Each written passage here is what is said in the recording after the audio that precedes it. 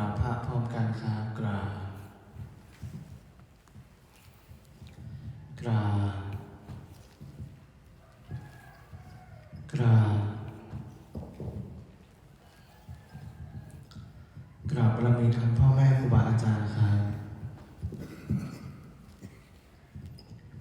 ทั้งหมดกล่าวคำบูชาพระรัตนตรัยพร้อมกันนะครับอิมินาสการะพุทธังอภิปูชยามะอิมินาสการะธัมมังอภิปูชยามะอิมินาสการะสังฆังอภิปูชยามะอะระหังสัมมาสัมพุทโธภคะวาพุ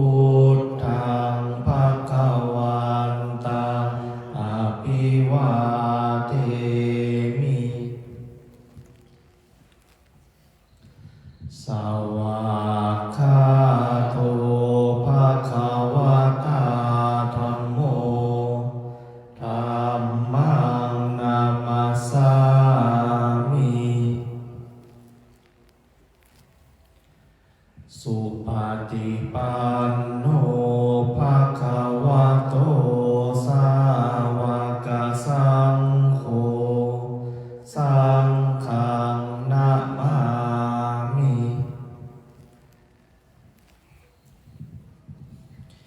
หันธรรมยังพุทธัสสะภะคะวะโตปุพพาคณมะการังกโรมาเสนะโมตัสสะภะคะวะโตอะระหะโตสัมมาสัมพุทธัสสะนะโมตัสสะภะคะวะโตอะระหะโตสัมมาสัมพุทธัสสะนะโมตัสสะภะคะวะโตอะระหะโตสัมมาสัมพุทธัสสะพุทธังสารนังคัจฉามิธัมมังสารนังคัจฉามิสังฆังสารนังคัจฉามิทุ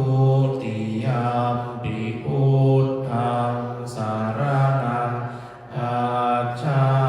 มิทุติยมปิธัมมังสารนังคัจฉามิทุติยม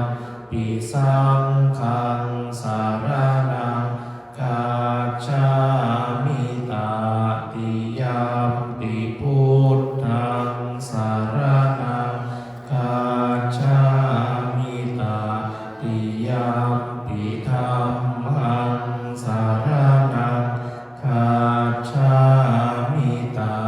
ติยมปิสังฆังสารนังคัจฉามิธรรมที่พระพุทธเจ้าทรงแสดงไว้เพื่อประโยชน์ของสัตว์โลกเป็นธรรมที่เห็นได้ยากยิ่งสำหรับธรรมที่จะกล่าวต่อไปนี้เป็นธรรมที่สามารถกระทำความสงบอันประเสริฐและสามารถประทานซึ่งสมบัติทั้งปวงเป็นเครื่องสงบเหตุร้ายทั้งปวงเป็นเครื่องป้องกัน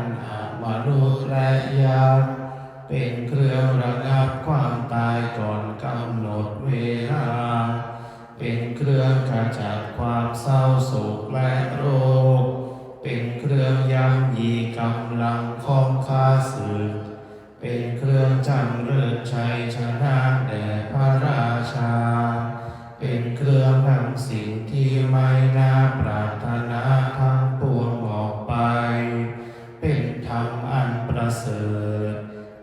พเจ้าจักแสดงคุณธรรมเช่นนั้นตามสภาพที่เป็นจริงนาทีใดมีผู้กล่าวว่าจะสรรเสริญพระคุณอันประเสริฐของพระรัตนตรัยด้วยจิตที่เลื่อมใสนาทีนั้นความสุขความสบายและความสวัสดีย่อมมีแก่ผู้นั้นตลอดกาลทุกเมื่อทันตมยังปฏิจจสมุปบาทธัมเมสุอิทัปปัจจยตาทิธัมมาปะทังพนามาเสอิทัพพิกขเวอริยสาวโกปฏิจจสมุปบาทันเยวะสาธุกังโยนิโสมนสิกโรติภิกษุทั้งหลายอริยสาวกในธรรมวินัยนี้ย่อมกระทำไว้ในใจโดยแยบคายเป็นอย่างดีซึ่งปฏิจจสมุปบาทนั้นเทียวดังนี้ว่าอิมัสสมิสติอิตังโหติเมื่อสิ่งนี้มีสิ่งนี้ย่อมมีอิมัสสุปาทาอิทังอุปัชฌาติเพราะความเกิดขึ้นแห่งสิ่งนี้สิ่งนี้จึงเกิดขึ้นอิมัสสมิอาสติอิตังนะโหติเมื่อสิ่งนี้ไม่มีสิ่งนี้ย่อมไม่มีอิมัสสนิโรธาอิทังนิรุจจติเพราะความดับไปแห่งสิ่งนี้สิ่งนี้จึงดับไปญาติทังได้แก่สิ่งเหล่านี้คืออวิชชาปัจจยาสังขาราเพราะมีอวิชชาเป็นปัจจัยจึงมีสังขารทั้งหลายสังขาราปัจจยาวิญญาณังเพราะมีสังขารเป็นปัจจัยจึงมีวิญญาณวิญญาณปัจจยานามรูปังเพราะมีวิญญาณเป็นปัจจัยจึงมีนามรูปนามรูปปัจจยาสลายตนังเพราะมีนามรูปเป็นปัจจัยจึงมีสลายตนะสลายตนะปัจจยาภัสโสเพราะมีสลายตนะเป็นปัจจัย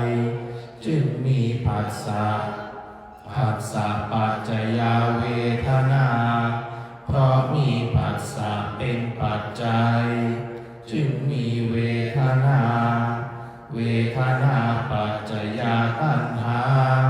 เพราะมีเวทนาเป็นปัจจัยจึงมีตัณหาตัณหาปัจจยาอุปาทานังเพราะมีตัณหาเป็นปัจจัยจึงมีอุปาทานอุปาทานาปัจจยาภโวเพราะมีอุปาทานเป็นปัจจัยจึงมีภพภาวะปัจจยาชาติเพราะมีภพเป็นปัจจัยจึงมีชาติชาติปัจจยาชรามรณะโสกปริเทวทุกขโทมนัสสุปายาสาสัมภวันติเพราะมีชาติเป็นปัจจัยชรามรณะโสกปริเทวทุกขโทมนัสอุปายาสาทั้งหลายจึงเกิดขึ้นครบถ้วนเอวะเมตัสสะเกวราสะทุกขขันธัสสะสมุทัยโยโหติความเกิดขึ้นพร้อมแห่งกองทุกข์ทั้งสิ้นนี้ย่อมมีด้วยอาการอย่างนี้อวิชชายะภเววา เสสะวิราคะนิโรธาสังขาระนิโรโธเพราะความจางคลายดับไปโดยไม่เหลือแห่งอวิชชานั้นเทียวจึงมีความดับแห่งสังขารสังขาระนิโรธาวิญญาณนิโรโธเพราะมีความดับแห่งสังขารจึงมีความดับแห่งวิญญาณวิญญาณนิโรธานามรูปะนิโรโธเพราะมีความดับแห่งวิญญาณจึงมีความดับแห่งนามรูปนามรูปะนิโรธาสลายตนะนิโรโธเพราะมีความดับแห่งนามรูปจึงมีความดับแห่งสลายตนะสลายตนะนิโรธาปัสสะนิโรโธเพราะมีความดับแห่งสลายตนะจึงมีความดับแห่งปัสสะปัสสะนิโรธาเวทนานิโรโธเพราะมีความดับแห่งปัสสะจึงมีความดับแห่งเวทนาเวทนานิโรธาตัณหานิโรโธ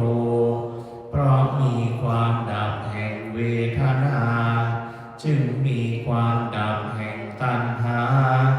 ตัณหานิโรธาอุปาทานานิโรโธเพราะมีความดับแห่งตัณหาจึงมีความดับแห่งอุปาทานอุปาทานานิโรธาภาวะนิโรโธเพราะมีความดับแห่งอุปาทานจึงมีความดับแห่งภพภาวะนิโรธาชาตินิโรโธเพราะมีความดับแห่งภพจึงมีความดับแห่งชาติชาตินิโรธาชารามารณะโสกะปริเทวะทุกขโทมนัสสุปายาสานิรุชชันติเพราะมีความดับแห่งชาตินั้นแลชารามรณะโสกะปริเทวะทุกขโทมนัสอุปายาสะทั้งหลายจึงดับสิ้นเอวะเมตัสสะเกวรัสสะทุกขขันธัสสะนิโรโธ